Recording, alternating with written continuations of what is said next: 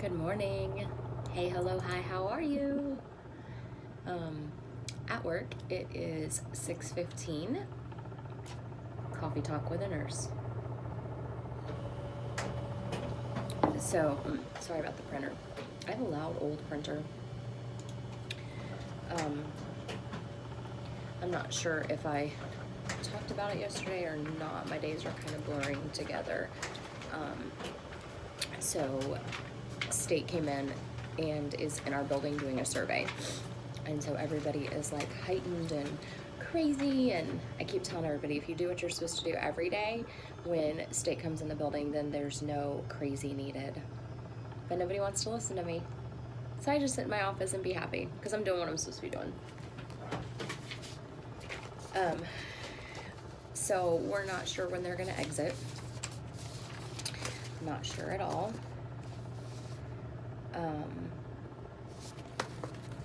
I'm working right now on revamping my to-do list, and I'm gonna get it to done, and it's gonna be a great day. So, a little coffee talk. Love by the moon, live by the sun. I'm a Florida girl. I gotta live by the sun. Super pale, haven't had sun in forever. It is what it is. So, Fitmas shake for breakfast in the, what is that called? Decadent chocolate or chocolate supreme or, hold on a second.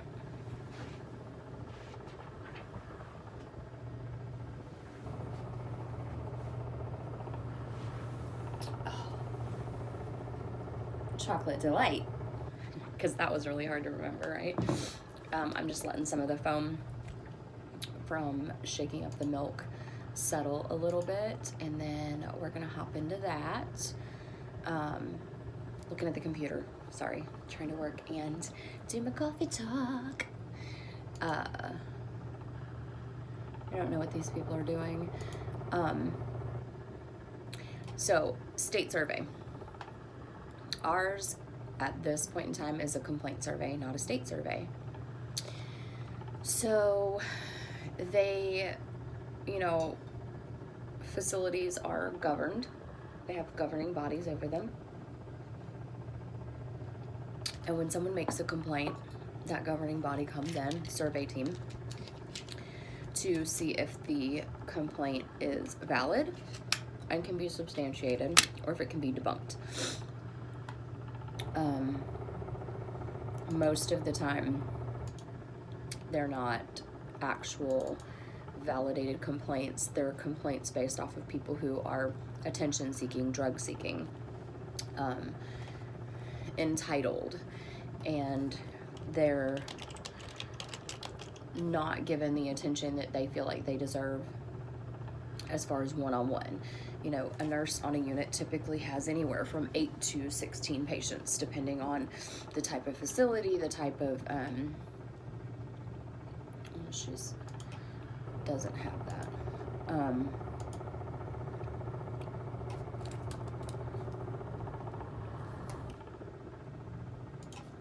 Sorry, I'm trying to fill in these informational blocks. So typically, these people come in and they stay with us, the people that make complaints. I'm getting off track. I'm trying to work and do coffee talk, and I shouldn't. So typically what happens is a patient will come in and they'll stay for a short period of time. They'll want all the attention from each of their nurses who have other patients that they have to take care of. And they'll say that they're having pain, and the nurse maybe won't have an order for a pain med and have to go get one, or the order, they're having breakthrough pain and there's not a PRN. There's different circumstances, and those people will often go home and call and complain. It's like when you go to a restaurant and you don't like what you've been served, you go home and you complain afterwards. That's the mentality. So this complaint survey was, almost everything has been founded to be false, and I don't know why these people are so far behind on their stuff. As part of the management team, when survey is in the building, it's expected that you get out and you do rounds and you help the nurses, and it's just extra hands on the floor while state's there, because people tend to get a little nervous. There's a glare on my glasses, or there's a glare on my screen. So we tend to try and get out on the floor and help the staff out so that they're not so overwhelmed, because everybody makes mistakes when they're flustered and overwhelmed and they feel like this, person is staring at them, which is acceptable to a degree. Yesterday, this is how heightened people get, okay, how sensitive they get when things like this go on. A coworker of mine went to go ask if she had time to start another project, or if she should wrap it up if we thought we were going to be done, because at the end of the day we get a debriefing, which basically means that the head of management lets us know where we stand with the survey, what the results are so far, what else they're looking for, if there's anything else that each department might need to do, things of that nature. And so this coworker went to go ask our direct boss. We don't answer to the same person as everybody else. So they went to go ask our boss if they should plan on being here a little bit. Like, do you have kind of like a ETA or a ETD, I guess, expected time of departure, I guess. And this person was spoken to, the person asking the question was spoken to like she had just robbed this other person at gunpoint, not by my boss, but by a whole other individual who was in the office, not being spoken to, not the supervisor of the person asking the questions, and she just blows up. And that's how heightened emotions and responses and things can get when you have state in the building and you feel like somebody is judging you, I guess. I know that it is not uncommon to have people react like that. It's sad. So as a nurse in management, my goal every day when I come in is to be a positive image in the eyes of the coworkers and my coworkers on the floor, and to encourage them, and to not be a little degrade or talk down to them. I am no better or no worse than anybody else that works in this building. We all have different degrees, certifications, letters and numbers behind our name. It doesn't make anybody more special, or it doesn't allow for speaking down to somebody. And unfortunately, that seems to be happening a lot this week. I talked about negative behaviors in the meetings last week when we did our coffee talk, or it was last week. I think I touched on it briefly Monday, because it was kind of, carrying over. Touched on it Monday. So that type of negativity and that type of reaction to things has now carried over to other people in other departments, and it's kind of like when one person gets the flu and then people around them start getting sick. It's disturbing, to say the least. And it sounded like somebody just threw something at my door. It's something that definitely needs to be worked on, and it's something that should not be allowed. Let me get a tissue. I seem to be... Well, my tissues are... Oh, there they are.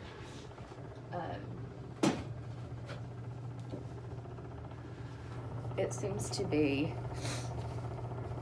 My nose isn't actually running, it just feels like it's running, so I keep sniffing and there's nothing there, and then I blow my nose and my nose is dry, and crazy, absolutely crazy.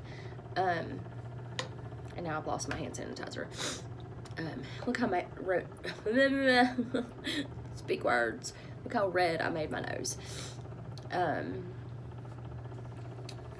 So yeah, those are some of the things that are pretty common in probably any profession, but I can only speak for medical. When you have a governing body coming in and you feel like you're being judged, you kind of act out, kind of have some negative behaviors, negative attitudes, negative things to say, and it's very disheartening.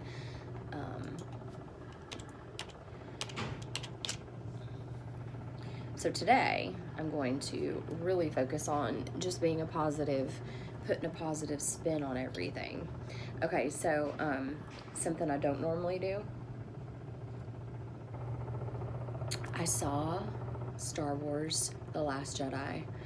It is, and I don't want any hate comments because it just is.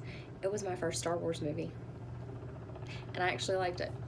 I had no interest in Star Wars or anything of the such, and had watched a couple YouTubers that were talking about how wonderful it was, and you know, great reviews, and I read some reviews, and then I read kind of what the storyline was going to be about. And I mean, I've seen bits and pieces of, I guess, a couple of the other ones. I've never sat down and watched the whole, like a whole Star Wars movie before. And for the longest time I thought that Star Trek and Star Wars were the same thing. They had just went into different areas.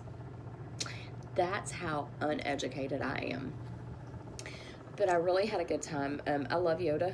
I do know who Yoda is.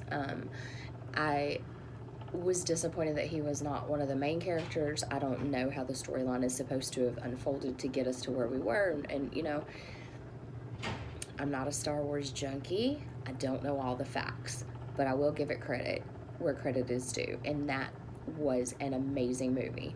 I loved it. Looking forward to some of the new horror movies that are coming out. As a matter of fact, I'm getting ready to look and see if they have any on early release on some of the free movie apps that I have acquired. So I'm looking to see if I can get some of those early release, you know, hijacked kind of things. Looking forward to that. And then the rest of the day is just going to be, my hair keeps slipping out. I didn't bring a headband. Actually, when I got here, my hair had ice in it because it is still, it was 8 degrees outside when I left my house today. And it's not expected to get over 12, I think, today. So that's going to be interesting.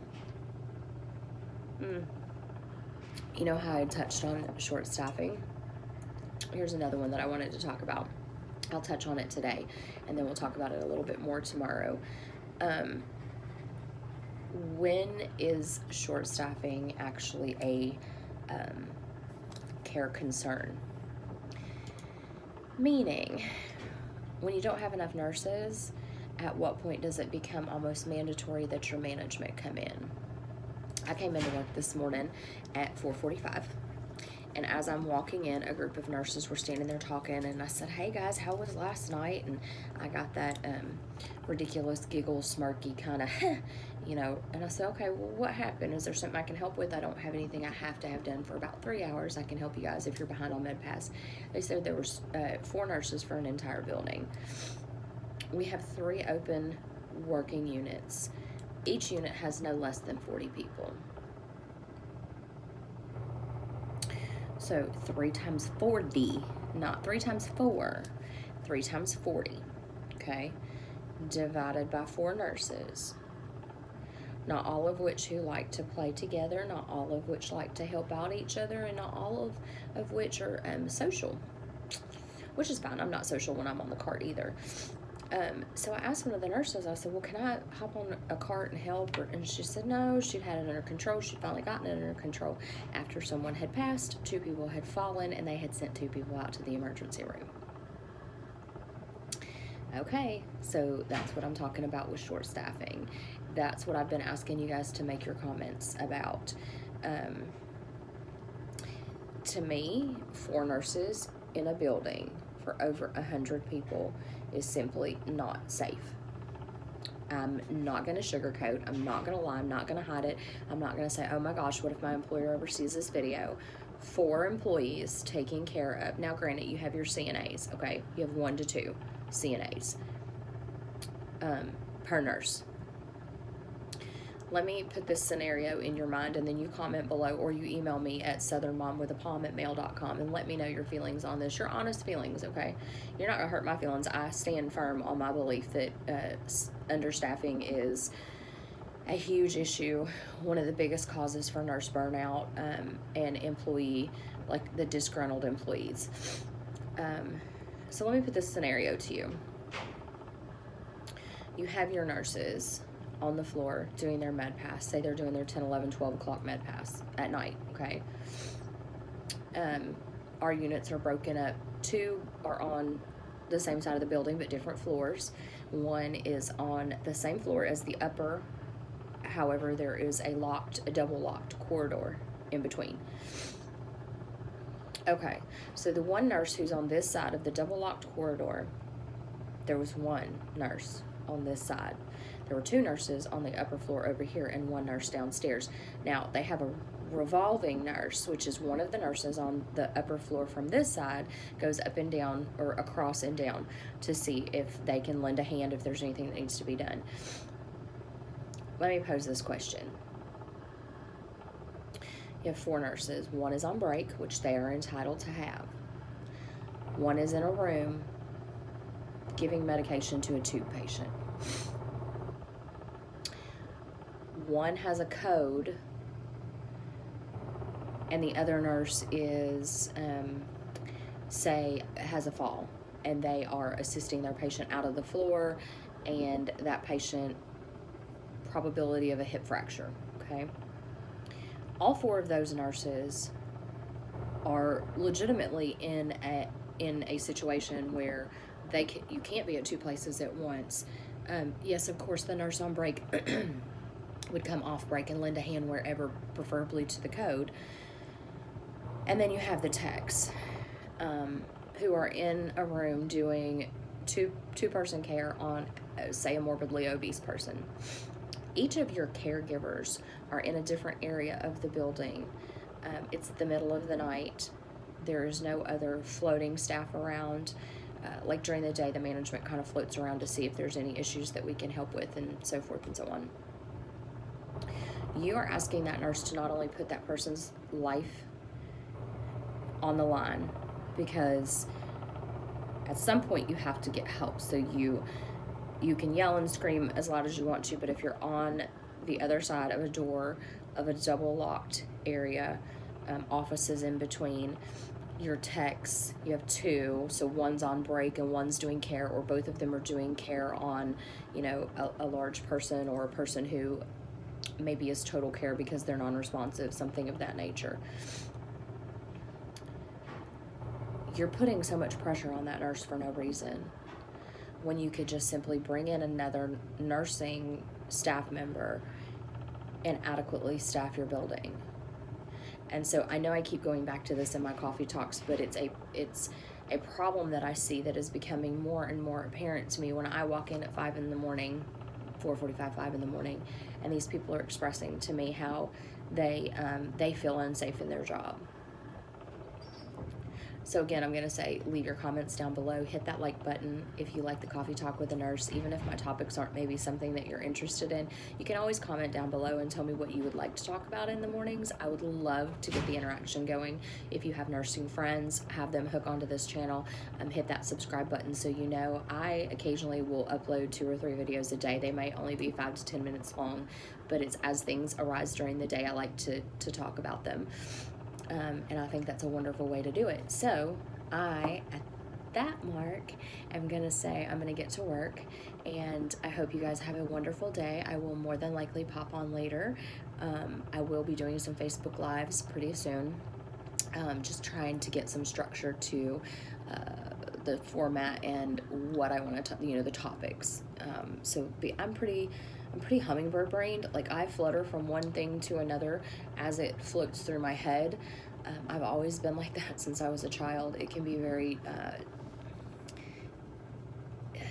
be annoying to a lot of people because I will go from one topic to another and then come back to where I was originally, and some people just can't follow my train of thought.